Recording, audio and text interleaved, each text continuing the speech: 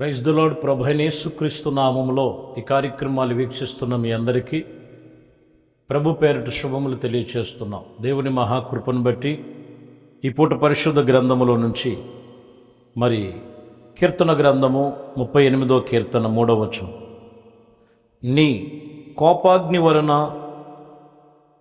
వలన ఆరోగ్యము నా శరీరమును విడిచిపోయెను, పాపమును బట్టి నా ఎముకలు స్వస్థత లేదు. ఈ వాక్యములో మనం గమనించినట్లయితే దేవుని సన్నిధిలో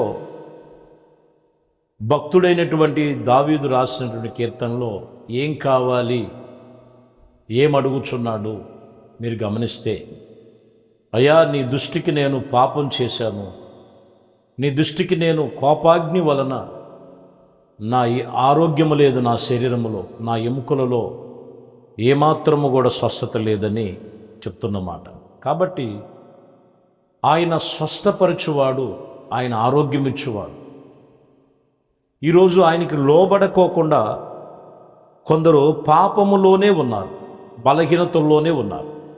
అందువలన వారికి మరి దేవుని యొక్క స్వస్థత దూరమైపోయినట్లుగా రాయబడింది. ఇర్మియా గ్రంథంలో కూడా 17వ అధ్యాయము 14వ వచనంలో, యెహోవా నీవు నన్ను స్వస్థపరచుము, నేను స్వస్థత నొందెదను, నన్ను రక్షించుము, నేను రక్షించబడుదును, నేను నిన్ను స్తోత్రించుటకు నీవే కారణభూతుడువు.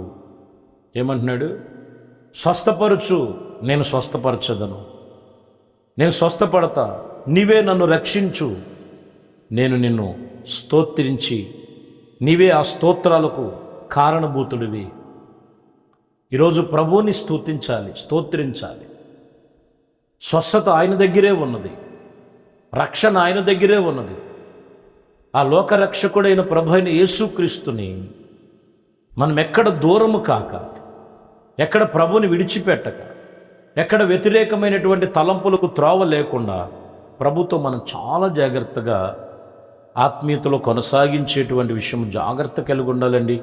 ఎందుకంటే ఇజ్రాయేల్ ప్రజల గురించి యెషయా గ్రంథములో 30 అధ్యాయము 23వ వచనం, నీవు నీ భూమిలో విత్తుటకు నీ గింజలను కావలసిన వాణ్ణి ఆయన ఇదిగో కుమ్మరించి భూమి రాబడి అయినను.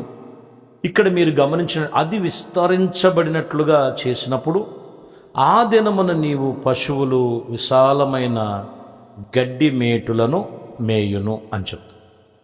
ఇక్కడ భూమి మీద కావలసినదంతా కూడా ప్రభు సమకూరుస్తున్నాడు.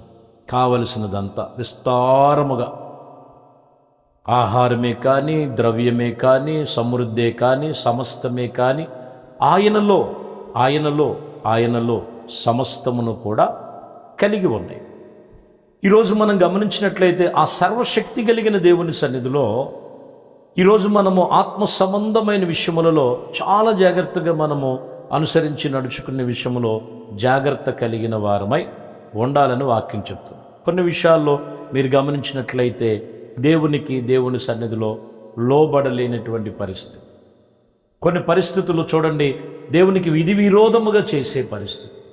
అందుకనే ఏం కలుగుతుంటాయంట, సమృద్ధి అనేది ఉండదు, శరీరానికి ఆరోగ్యం ఉండదు, ఎముకలకు సత్తువ ఉండదు. కారణం ఏంటంటే దేవునితో మనం చేసేటువంటి తీర్మానాలు చాలా చాలా జాగ్రత్తగా మనం అనుసరించే వారముగా ఉండాలని దేవుని వాక్యం చెప్తున్నమాట.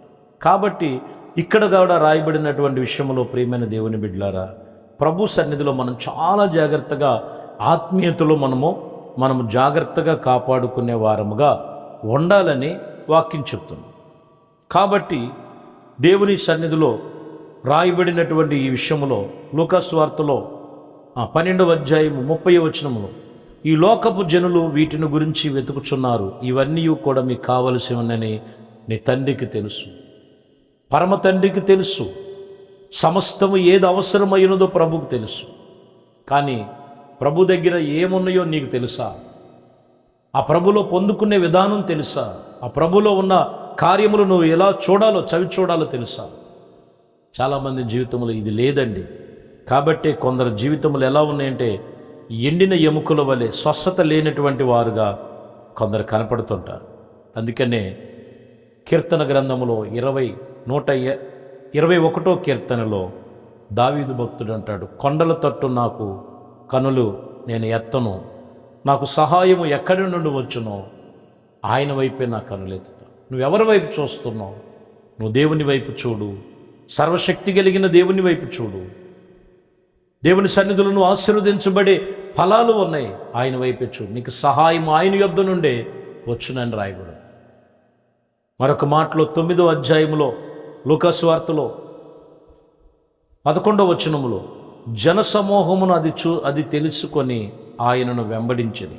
ఆయన వారిని చేర్చుకొని దేవుని రాజ్యమును గురించి వారితో మాట్లాడుచు స్వస్థత కావలసిన వారిని స్వస్థపరిచారు. ఎవరికి ఏది అవసరమై ఉన్నదో ప్రభు వారికి స్వస్థత ఇచ్చాడు.